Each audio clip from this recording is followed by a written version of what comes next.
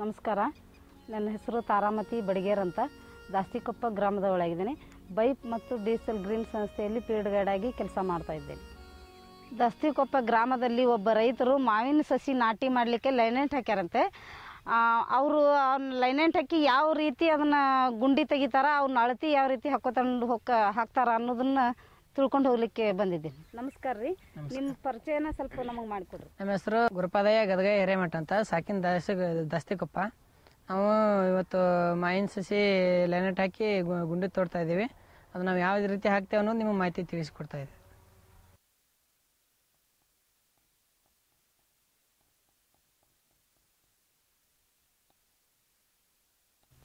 ನಾವು ಈ ಥರ ಹೊಲ ತುಂಬ ಲೈನೆಟ್ ಹಾಕ್ಕೊಂಡು ಇಟ್ಕೊಂಡಿದ್ದೀವಿ ರೀ. ಇದು ನಟ್ ನಡುವೆ ಗಿಡ ಕುಂದಿರೋದ್ರದ ಇಲ್ಲಿ ನಾವು ಈ ನಟ್ ನಡುವೆ ಇದು ಗಿಡ ಕುಂದ್ರಂಗೆ ಸುತ್ತಲೂ ನಾವು ಗುಂಡಿ ತಗೊಳಕ್ಕೆ 3 ಫೂಟಿನ ಹಗ್ಗ ಯೂಸ್ ಮಾಡ್ಕೊಂಡು ಸುತ್ತಲೂ 3 ಫೂಟ್ ಮಾರ್ಕ್ ಹಾಕ್ಕೊಂಡು ನಡುವೆ ಗಿಡ ಕುಂದ್ರು ಗುಂಡಿ ಕಡಿಬೇಕ್ರಿ. ಇದು ನಡುವೆ ಈಗ ನಾವು ಮಟ್ಟಿ ತೊಗೊಂಡು ಮಾರ್ಕ್ ಮಾಡ್ಕೊಂಡ್ರಿ. ನಡುವೆ ಗಿಡ ಬರೋಂಗೆ ಸುತ್ತಲೂ ನಾವು ಮಾರ್ಕ್ ಮಾಡ್ಕೊಂಡು ಗುಂಡಿ ತೊಡೋಕೆ ಚಾಲು ಮಾಡ್ತೇವೆ. ನಾವು ಹಣ್ಣಿನ ಸಸಿ ಹಚ್ಬೇಕಾರೆ 3 ಫೂಟ್ ಉದ್ದ, 3 ಫೂಟ್ ಅಗಲ, 3 ಫೂಟ್ ಆಳಕ್ಕೆ ಗುಂಡಿ ಇರಬೇಕ್ರಿ. ಇದು ನಮಗೆ ನಟ್ ನಡಕ್ಕೆ ಬರೋಂಗೆ ಸುತ್ತಲೂ ನಾವು ಮಾರ್ಕ್ ಮಾಡ್ಕೋಬೇಕ್ರಿ. ಈಗ ಈ 3 ಫೂಟ್ ಉದ್ದ, 3 ಫೂಟ್ ಅಗಲ, 3 ಫೂಟ್ ಆಳ ಒಂದು ಗುಂಡಿ ಬೇಕ್ರಿ. ಈಗ ನಾವು ಈಗ ನಾವು 3 ಫೂಟ್ ಉದ್ದ ಆಳ ಈಗ ಅಳತಿ ಮಾಡ್ಕೋಬೇಕಂದ್ರೆ ಒಂದು ಹಗ್ಗದಾಗ ನಾವು 3 ಫೂಟ್ ಅಳತಿ ಮಾಡ್ಕೊಂಬಂದೇನಿ ರೀ. ಈಗ ನಾ 3 ಫೂಟ್ ಹೆಂಗೆ ಬೇಕಂತ ಅಳತಿ ಮಾಡ್ಕೊತೇನೆ ರೀ. ಈಗ ಈ 3 ಫೂಟಿನ ಅಳತಿಯನ್ನು ಈಗ ಅರ್ಧ ಮಾಡಿ ನಡುವೆ ನಮಗೆ ಎಲ್ಲ ಆಕೈತಿ ಅಲ್ಲಿ ಇಟ್ಕೊಂಡು ಆ ಕಡೆ ಈ ಕಡೆ ಒಂದು ಮಾರ್ಕ್ ಮಾಡ್ಕೊತೇನೆ ರೀ.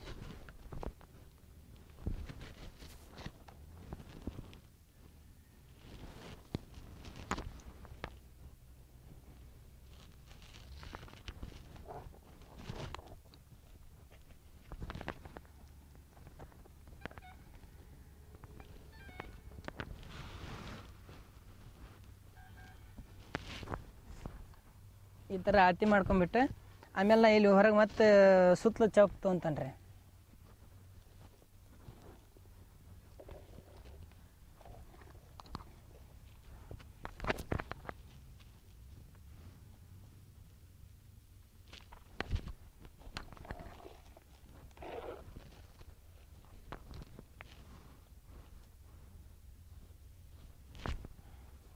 ಈ ಥರ ಚೌಕ್ ಮಾಡ್ಕೊಂಡು ಅವನು ಮೂಲೆ ಅಷ್ಟು ಕೂಡಿಸ್ಕೊಂಡು ನಾವು ಚೌಕ್ ಗುಂಡಿ ತೋಡ್ತೇವೆ ರೀ.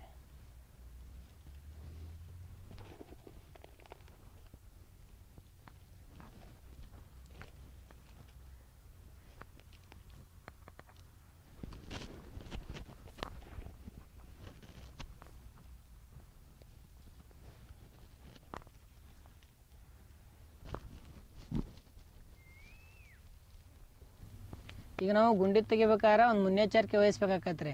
ಏನಂದರೆ 1 ಫೂಟ್ ಮಣ್ಣನ್ನು ಮ್ಯಾಲಿರೋ ಒಂದು ಫೂಟ್ ಮಣ್ಣನ್ನು ನಾವು ಬೇರೆ ಕಡೆ ಹಾಕೋಬೇಕು, ಮತ್ತು ಆಮೇಲೆ ಕೆಳಗಿರೋ 2 ಫೂಟ್ ಮಣ್ಣನ್ನು ಬೇರೆ ಕಡೆ ಹಾಕೋಬೇಕು. ಯಾಕಂದ್ರೆ ಮ್ಯಾಲೆ ಇರೋ 1 ಫೂಟಿನ ಮಣ್ಣೊಳಗೆ ಜಾಸ್ತಿ ಫಲವತ್ತತೆ ಇರ್ತೈತೆ ರೀ. ಈ ಗುಂಡಿ ಮುಚ್ಚಬೇಕಾದ್ರೆ ಮ್ಯಾಲಿನ 1 ಫೂಟಿನ ಮಣ್ಣೇನು ಇಟ್ಟಿರ್ತೀವಲ್ಲ ರೀ, ಅದನ್ನು ಕೆಳಗೆ ಹಾಕ್ಬೇಕು ರೀ. ಆಮೇಲೆ ಈಗ ಕೆಳಗಿನ 2 ಫೂಟಿನ ಮಣ್ಣೇನು ಇಟ್ಟಿರ್ತೀವಲ್ಲ ಅದನ್ನ ಮೇಲೆ ಹಾಕ್ಬೇಕು.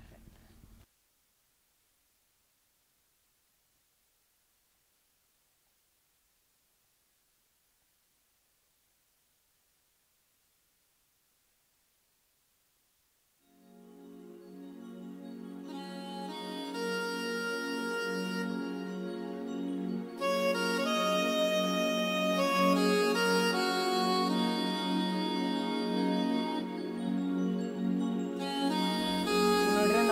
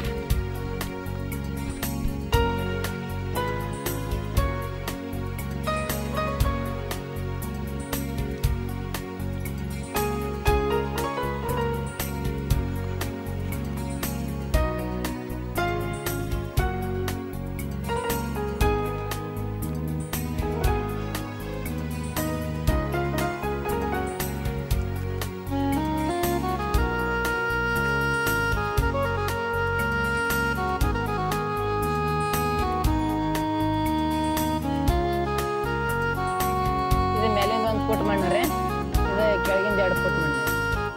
ಈಗ ಗುಂಡಿ ತೆಗೆದ್ರಲ್ಲಿ ಇದನ್ನೇನು ಬೇಸಿಗೆ ಒಳಗೆ ಮಾಡ್ತೀರೋ ಏನು ಮಳೆಗಾಲದಾಗ ಮಾಡ್ಬೇಕು ಏನು ಯಾವಾಗ ಮಾಡ್ಬೇಕು ಅನ್ನೋದು ಸ್ವಲ್ಪ ನಮ್ಗೆ ಹೇಳ್ರಿ. ಇದನ್ನ ಬೇಸಿಗೆ ಒಳಗೆ ತೆಗಿಬೇಕ್ರಿ. ಬೇಸಿಗೆ ಈಗ ಬಿಸಿಲಿದ್ದಾಗ ತೆಗೆದ್ರೆ ಒಂದು 15 ದಿವಸ ಬಿಡ್ಬೇಕ್ರಿ. ಅದು 15 ದಿವಸ ಬಿಟ್ರೆ ಅದ್ರಾಗಿರೋ ಎಲ್ಲ ರೋಗಾಣುಗಳು ಸತ್ತೋಕ್ಕವ್ರಿ. ಈಗ ಮಳೆಗಾಲ ಗುಂಡಿ ತೆಗೆದ್ರಿಂದ ನೀರು ಬಂದು ಶೇಖರಣೆ ಆಕತ್ತಲ್ರಿ. ಈಗ ಯಾವ ಅಲ್ಲಿ ಅದ್ರಾಗಿರೋ ಗುಂಡಿ ತೆಗೆದು ಆ ಗುಂಡಿಯಲ್ಲಿ ಇರ್ತಕ್ಕಂಥ ಯಾವ ಕೀಟಾಣುಗಳು ಸಾಯಂಗಿಲ್ಲ ರೀ. ಈಗ ಅದು ಬಂದು ನೀರು ನಿಂತಂದ್ರೆ ನಾವು ಗೊಬ್ಬರ ತಪ್ಪಲ ಅವನ್ನೆಲ್ಲ ಏನು ಹಾಕಿದ್ರು ಅದೆಲ್ಲ ಕೊಳತು ಆಮ್ಯಾತ್ ಅದ್ರಾಗ ನಾವು ಸಸಿ ಹಾಕಿ ಹಚ್ಚಿದ್ವಿ ಅಂದರೆ ಅದು ಸಸಿನೂ ಹುಟ್ಟಂಗಿಲ್ಲ ರೀ. ನಾವು ಗೊಬ್ಬರ ಹಾಕಿದ್ದು ಉಪಯೋಗ ಮುಟ್ಟಂಗಿಲ್ಲ ರೀ, ಗಿಡ ಕೊಳತು ಹೋಗ್ಬಿಡ್ತೈತೆ ರೀ.